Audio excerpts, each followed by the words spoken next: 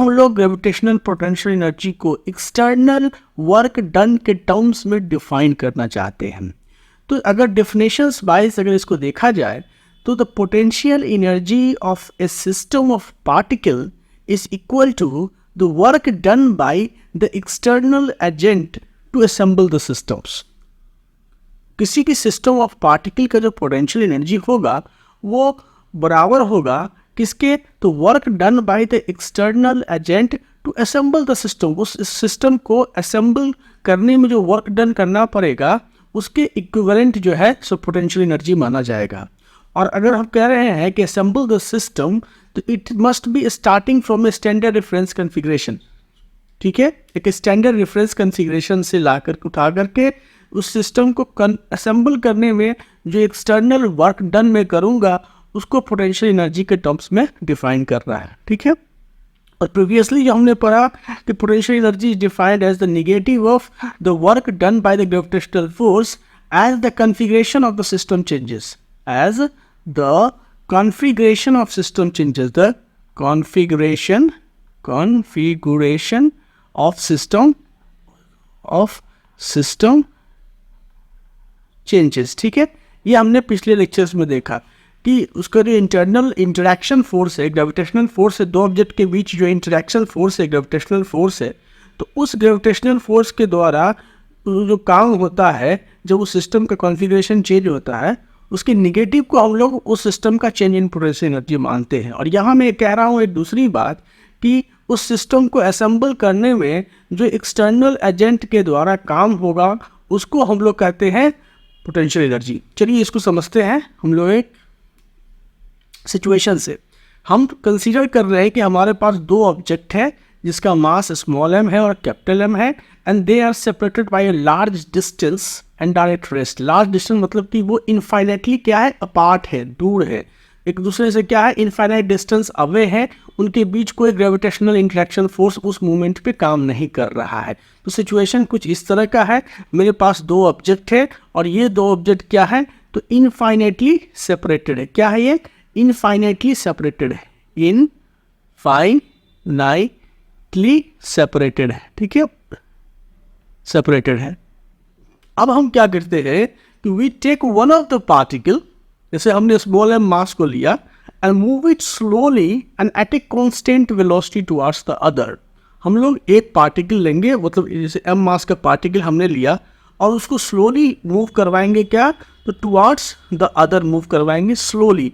When I से slowly you must be aware of the fact कि वो constant velocity से मूव करेगा, मतलब कि उस ऑब्जेक्ट पे जो आपका नेट फोर्स होगा वो जीरो होगा, तभी वो कांस्टेंट वेलोसिटी से मूव करेगा। और चूंकि यहाँ ग्रेविटेशनल फोर्स ऑलरेडी इस m मास के द्वारा अप्लाई हो रहा है तो तुमको कांस्टेंट फोर्स से उस ऑब्जेक्ट को मूव करवाने में एक एक्सटर्नल फोर्स अप्लाई करना पड़ेगा in opposite direction in which the gravitational force is being acting.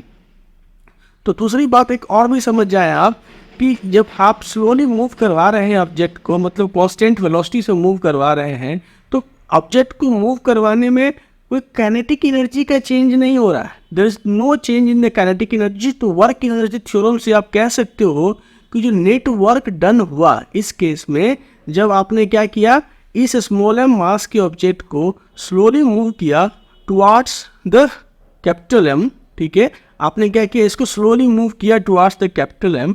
तो इस केस में क्या हुआ कि जो change in kinetic energy zero हुआ, इसलिए नेटवर्क जो हुआ, नेटवर्क जो हुआ वो क्या हो गया, जीरो हो गया। तो देखो एक्चुअली अगर आप ये जो ऑब्जेक्ट यहाँ था तो इस ऑब्जेक्ट को जब आप ग्रेविटेशनल फील्ड में स्लोली मूव करवाओगे तो ग्रेविटेशनल फील्ड इस पे एफ ग्रेविटी इधर लगेगा, फोर्स ऑफ ग्रेविटी इस पे इधर लगेगा।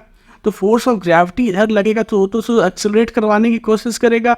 तो आपको क्या करना पड़ेगा, इधर आपको एक एक्सटर्नल फोर्स अप्लाई करना पड़ेगा अपोजिट डायरेक्शन में, ताकि नेट फोर्स का सम जीरो हो जाएगा और तभी वो पार्टिकल कांस्टेंट वेलोसिटी से ग्रेविटेशनल फोर्स फील्ड में इस m मास के ऑब्जेक्ट के द्वारा जो ग्रेविटेशनल फोर्स फील्ड अप्लाई हो रहा है तो उस फोर्स फील्ड में वो कांस्टेंट वेलोसिटी से मूव करेगा। तो ये तो आप समझ गए कि नेट वर्क जो डन हुआ, जब इस ऑब्जेक्ट को हम यहाँ से उठा करके यहाँ लाए तो वर्क जो नेटवर्क हुआ वो जीरो हुआ। क्यों जीरो हुआ? क्योंकि वो कांस्टेंट वेलोसिटी से मूव किया। तो कांस्टेंट वेलोसिटी से मूव किया तो change in the kinetic energy कुछ नहीं हुआ। That's why the net work done on this mass small m is zero. अब वर्क डन कौन कौन से फोर्सेस उस पर कर रहे हैं? एक तो ग्रेविटेशनल फोर्स काम करेगा जो इस ऑब्जेक्ट के द्वारा कैपिटल M मास के ऑब्जेक्ट के द्वारा इस ऑब्जेक्ट पे अप्लाई होगा। तो work done by the gravity plus work done by the external and this should be equal to zero. ठीक है, and that's why you can say that the work done by the external force is equal to negative of the work done by the gravity. ठीक है, work done by the external force is negative of the work done by the gravity. ठीक है, तो आप देखो कि मैं ये जानने में इंटरेस्टेड हूँ कि इनफाइनाइट डिस्टेंस से इस ऑब्जेक्ट को उठा करके हम आर सेपरेशन पे ले आए। इनफाइनाइट डिस्टेंस से स्मॉल m मास के ऑब्जेक्ट को उठा करके अगर हम आर सेपरेशन पे ले आते हैं, दोनों ऑब्जेक्ट के बीच में जो अब दूरी बचती है वो आर बचती है, आर इज द सेपरेशंस। तो इस सेपरेशन पर जब ले आए तो वर्क डन एक्सटर्नली जो है मतलब ग्रेविटेशनल फोर्स के द्वारा क्या वर्क डन हुआ? तो the work done by the gravitational force as the object moves from infinite separations to the R is GMM into R. ठीक है, अब बोलोगे सर ये जो आप एक्सप्रेशन डिराइव कर लिया आपने वो कैसे डिराइव कर लिया? व्हाट इज वर्क डन जो है सो GMM इंटू आर। तो हम लोगों ने अपने पिछले डिस्कशंस में आपको बताया था कि एक कॉन्फ़िगरेशन लिया था। ठीक है, दो ऑब्जेक्ट था, एक ये कैपिटल M मास का ऑब्जेक्ट था, this was a object of capital M mass and this was an object of small m मास। ठीक है, और ये दोनों के बीच में जो था इनिशियली क्या था? तो इस दोनों के बीच में जो इनिशियल सेपरेशंस था वो क्या था? RA था। मतलब ये जो स्मॉल m मास है वो शुरू में स्टार्टिंग में इस ऑब्जेक्ट के रेफरेंस में RA पोजिशंस पे था, और हम लोग क्या कर रहे थे कि इसको उठा करके जो है सो RB पॉइंट पे, मतलब ये A पॉइंट था और ये B पॉइंट पे ला रहे थे। तो हम लोगों ने वर्क डन कैलकुलेट किया था कि किसी आर्बिट्रेरी इंस्टेंट ऑफ टाइम पे हम लोगों ने ऑब्जेक्ट को लिया था। ठीक है, और इस इंस्टेंट ऑफ टाइम पे जो पोजीशंस वेक्टर था इस ऑब्जेक्ट का with respect to the larger object, मतलब जो M मास के ऑब्जेक्ट के रिस्पेक्ट में जो इसका पोजीशंस वेक्टर हमने R माना था। ठीक है, this was the positions vector of the object. और फिर यहाँ से जब हम एक स्मॉलर डिस्प्लेसमेंट करते हैं dr, मतलब ऑब्जेक्ट जब यहाँ लाते हैं और इसके बीच जो डिस्प्लेसमेंट हुआ वो क्या हुआ? तो dr हुआ। तो फोर्स ऑफ ग्रेविटी इस पे इधर की ओर काम करती है, F ग्रेविटी। ठीक है, फोर्स ऑफ ग्रेविटी इधर की ओर और डिस्प्लेसमेंट हम इसको इधर की ओर करते हैं। तो जो एलिमेंटल वर्क डन होता है इस छोटे से डिस्प्लेसमेंट के लिए, dr डिस्प्लेसमेंट के लिए जो एलिमेंटल वर्क होता है dw, वो क्या होता है? तो F ग्रेविटी, ठीक है, और डॉट dr डिस्प्लेसमेंट। तो ग्रेविटी और डिस्प्लेसमेंट, देखो ग्रेविटी लग रहा था इधर की ओर, डिस्प्लेसमेंट dr हो रहा था अपोजिट डायरेक्शन में, तो वर्क डन हमारा क्या हो जाएगा? Negative minus of force of gravity. क्या यूनिवर्सल लॉज ऑफ ग्रेविटेशन से क्या लिखते हैं? G कैपिटल M मतलब mass of this particle into mass of small m particle GMM by R square into यहाँ पे dr। ये हमारा था elemental work done when the mass small m moves from the position R to incremental displacement dr। तो ये elemental work done हुआ, इसलिए A से B तक उठा के ले जाने में जो टोटल वर्क डन होगा वो क्या होगा? तो इंटीग्रेट करते हैं हम लोग और यहाँ पे लिखते हैं RA positions vector, initial position vector RA है and final positions vector RB है, और ये minus of G capital M small m by R square into dr होता है। ठीक है, और यहाँ से जो हम लोगों ने वर्क डन कैलकुलेट किया था minus GM small m by small m मैंने बाहर ले लिया, और ये हो गया इंटीग्रेट 1/r स्क्वायर dr का इंटीग्रल जब करोगे तो ये हो जाएगा माइनस ऑफ 1/r। ठीक है, और दिस इज RA और ये RB हो जाएगा। ठीक है बच्चे, तो अब अगर तुम लिमिट यहाँ सब्स्टिट्यूट करोगे तो ये क्या आ जाएगा? Minus of GM small m, और ये हो गया, इस माइनस को बाहर ले तो ये प्लस ही हो गया, तो ये हो गया 1/RB minus 1/RA। So this was the work done.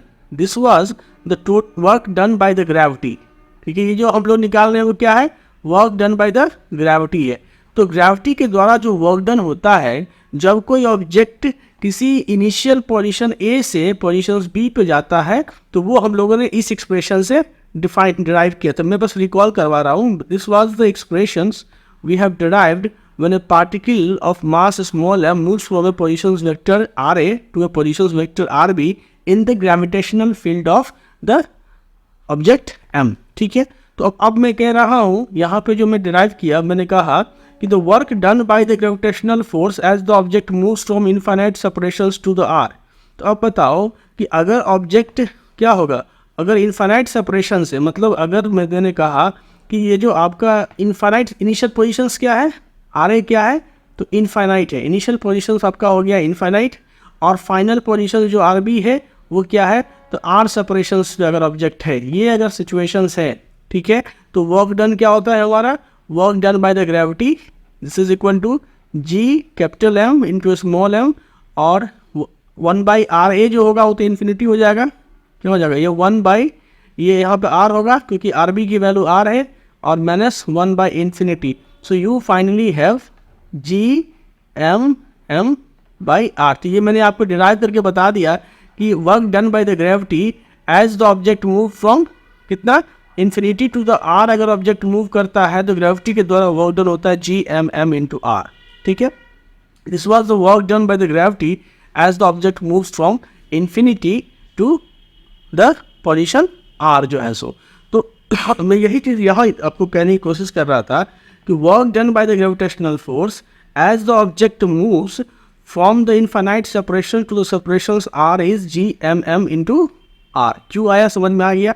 तो work done by the external force क्या हो जाएगा, यहाँ से इस एक्सप्रेशन से देखो, work done by the external force क्या हो जाएगा, तो work done by the external force हो जाएगा minus of G M into small m by r. तो आप क्या देख रहे हो कि ये जो एक्सप्रेशन आ रहा है, it is equivalent to the expression of the potential energy which you have derived in terms of the work done by the gravitational force. ये जो expression है यहाँ से ये जो आया, ये क्या work done by the external force है, minus G M M into R. ठीक है, और ये जो work done by the external force in bringing the particle from infinite separations to the positions R, ठीक है, वो ये वैल्यू आ गई. और आपने जो पोटेंशियल एनर्जी कैलकुलेट किया था in terms of the work done by the gravitational force, क्या कहा था कि पोटेंशियल एनर्जी जो डेल यू होगा, change in the potential energy जो डेल यू होगा वो क्या होता है, तो negative of the work done by the gravitational force. ये आपने अपने पिछले इंटरप्रिटेशन जब ग्रेविटेशनल पोटेंशियल एनर्जी कर रहे थे तो आपने ऐसे ही डिफाइन किया था पोटेंशियल एनर्जी को. ठीक है, तो इस केसेस में भी क्या आया, तो minus of G M into m by r. तो फाइनली आप कह सकते हो कि जो पोटेंशियल एनर्जी का जो चेंज है इट इज़ इक्विवेलेंट टू, ठीक है, potential mass of W gravity, मतलब work done by the external force. ठीक है, तो तुम कह सकते हो कि the change in the potential energy is the negative of the work done by the gravitational force, but it is equivalent to the work done by the external force. So कह सकते हो क्या चीज कि potential energy of a system of particle is equal to the work done by the external agent in assembling the system. ठीक है, दो object थे इनफाइनाइटली सेपरेटेड थे. ये ऑब्जेक्ट था कैपिटल एम मास का और ये ऑब्जेक्ट था स्मॉल एम मास का, और इनके बीच जो दूरियां थी वो क्या थी, इनफाइनाइट सेपरेशंस था. जब एक्सटर्नल एजेंट ने इस ऑब्जेक्ट को उठा करके आर सेपरेशन पर रख दिया, मतलब ये ऑब्जेक्ट तो फिक्स रखा और इस ऑब्जेक्ट को उठाया, ठीक है, इस ऑब्जेक्ट को क्या किया, उसने उठाया ऐसे और ये यहाँ पे ले आया, और ये जो यहाँ पे ले आया मतलब यहाँ पे इस ऑब्जेक्ट को ले आया, और अब जो सेपरेशन हुआ इसके बीच में वो आर हुआ. तो एक्सटर्नल एजेंट ने इस ऑब्जेक्ट को उठा करके यहाँ से लेकर के यहाँ आने में जो वर्क डन किया, work done by the external agent जो था वो minus of G M into small m by r हुआ. ठीक है, इतना ये काम किया, and this is equivalent to the change in the potential energy tell you. यही ये कह रहा है कि potential energy of a system of particle is equal to the work done by the external agent to assemble the system. System को assemble करने में जो वर्क डन हुआ, ठीक है, एक्सटर्नल एजेंट के द्वारा, वो starting from the standard reference configuration. अब देखो यहाँ ये बात कह रहा है स्टैंडर्ड रेफरेंस कॉन्फ़िगरेशन, समझो ये जो इनफाइनाइटली अपार्ट हम बोलते हैं, two object are infinitely apart, मतलब ये हमारा एक स्टैंडर्ड रेफरेंस कॉन्फ़िगरेशन है, क्योंकि इनफाइनाइटली अपार्ट है तो इनके बीच कोई इंटरेक्शन फोर्सेस एक्ट नहीं कर रहे हैं और इसीलिए हम इसको स्टैंडर्ड रेफरेंस कॉन्फ़िगरेशन मानते हैं। तो इसीलिए मैं कह रहा हूँ to work done by the external agent is equivalent to the change in the potential energy, or you can say that the potential energy of a system of particle is equal to the work done by the external agent to assemble the system, starting from a standard reference configuration। ठीक है, और standard reference configuration की जब मैं बात करता हूँ तो standard reference configuration means that the particle start out at rest at infinite separations. ठीक है, मतलब कि इनफाइनाइट डिस्टेंस अवे जब था तो उस समय ये भी पार्टिकल क्या था, तो रेस्ट में था, और ये भी पार्टिकल क्या था, तो रेस्ट में था। दोनों पार्टिकल रेस्ट में थे जब वो इनफाइनाइट डिस्टेंस अपार्ट थे, तो दोनों पार्टिकल रेस्ट में थे।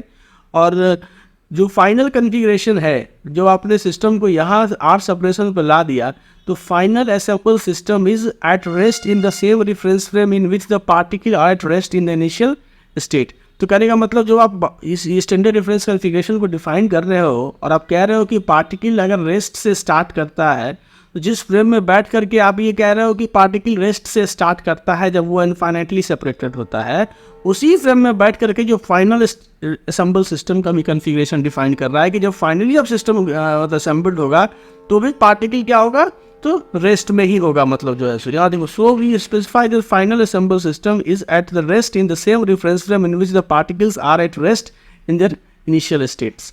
ये है हमारा स्टैंडर्ड रेफरेंस कॉन्फ़िगरेशन। और जो असेंबल्ड सिस्टम का कॉन्फ़िगरेशन हम किस रेफरेंस फ्रेम में डिफाइन कर रहे हैं, इसको ये यहाँ पे बताने की कोशिश कर रहा है।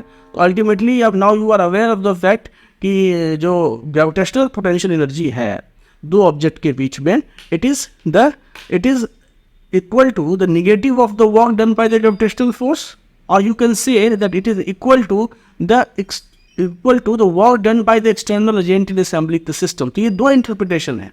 ठीक है, ये दो इंटरप्रिटेशन है ग्रेविटेशनल पोटेंशियल एनर्जी